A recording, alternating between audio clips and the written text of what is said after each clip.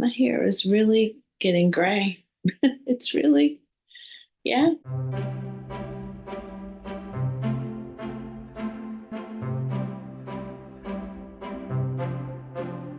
When everything feels overwhelming, what do you do next? So, the opening may not suggest what I'm here to talk about today, but that is for you to pick my first quarter nonfiction read.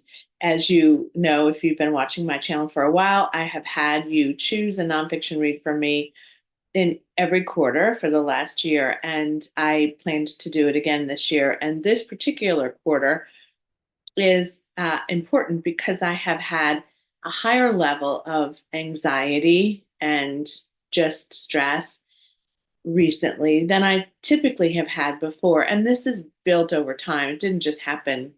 In fact, it's been a little bit better in the last couple of maybe weeks, but I am mindful of it. I'm mindful of a pattern of anxiety and OCD and other kinds of mental health challenges in my family.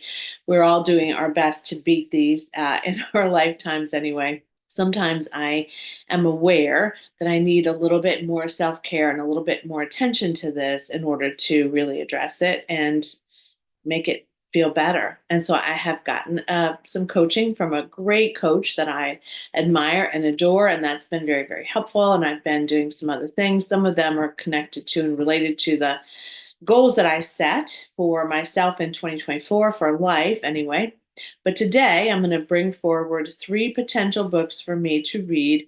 Any of these will work for me this quarter, but you get to choose. And then whatever book it is that gets the most responses is the one that I will choose to read in the first quarter of 2024. So let's talk about them. This is a reread for me.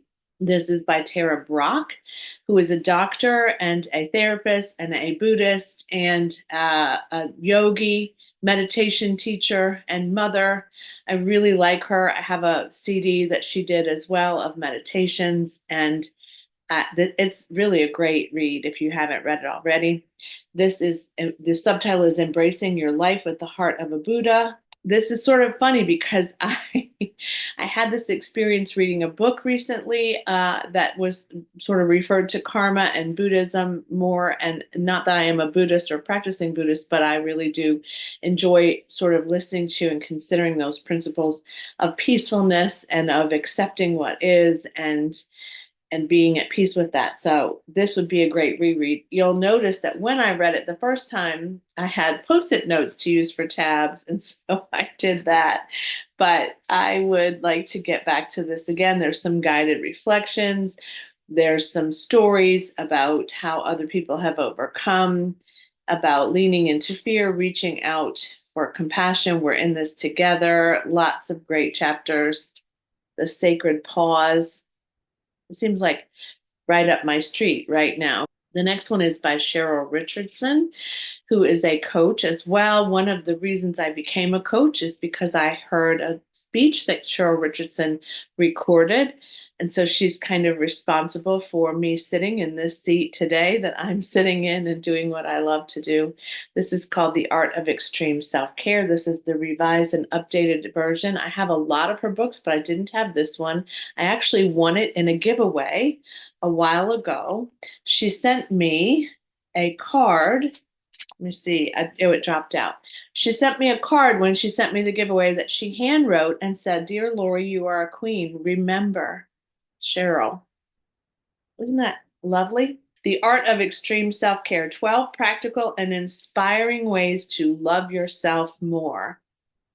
I think we could all use this.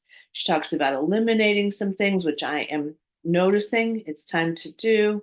She talks about saying no to people, about um, comparing ourselves to other people, creating a soul loving space for yourself. Okay, that's possibility number two. And then on this same theme, this same vein, I recently acquired Michelle Obama's The Light We Carry. The subtitle of this is Overcoming in Uncertain Times.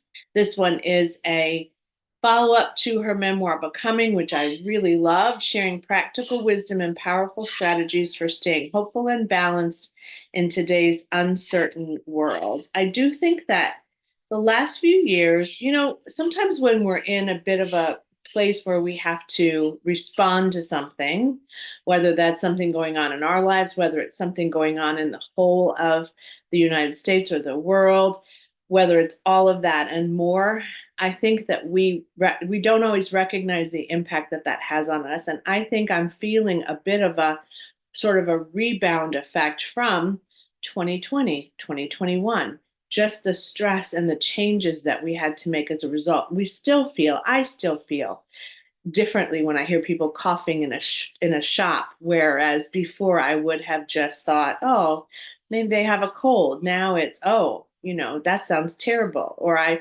noticed the other day I was listening to one of my children cough, and I thought, gosh, she's had that cough for a really long time. I listen to things differently. I think about things differently. As I just said in a recent video, I behave differently as a result. I don't go out more. I don't see people as much. I don't do some of the things that I could be doing for myself differently and maybe just more intentionally. So, this says on the back, I'm going to read it to you. I've learned it's okay to recognize that self worth comes wrapped in vulnerability, and that what we share as humans on this earth is the impulse to strive for better, always, and no matter what. We become bolder in brightness. If you know your light, you know yourself. You know your own story in an honest way. In my experience, this type of self knowledge builds confidence, which in turn breeds calmness and an ability to maintain perspective, which leads finally to being able to connect meaningfully with others. And this to me is the bedrock of all things. One light feeds another. One strong family lends strength to more. One engaged community can ignite those around it. This is the power of the light we carry. I'm emotional just saying that to you because this is what I have always really believed. But I think because of what's happened to us in the last few years, again, not just here in the US, but just generally speaking in the world, we forget that we have choice and we have impact and we have a way of being that can shine a light for others to become the light for themselves and for the people that they care about. So there's that. So you can imagine strengthening yourself really helps. So these are my three possibilities: radical acceptance, embracing your life with the heart of a Buddha, the art of extreme self care, 12 practical, inspiring ways to love yourself more, and The Light We Carry by Michelle Obama, which is overcoming in uncertain times. So here's what you do. This is the beginning of January when I'm filming this. Obviously, I'm going to want you to vote fairly soon because I'm a little late getting this up. So if you could post your vote by the 10th of January, that's 6 days from the day that I'm going to hopefully get this posted and updated into the system, then I will be able to see what you've chosen, voted for, and then I'll be able to tell you what it is. And then I will read it by the end of March 2024. And I'll report back to you on how the reading went.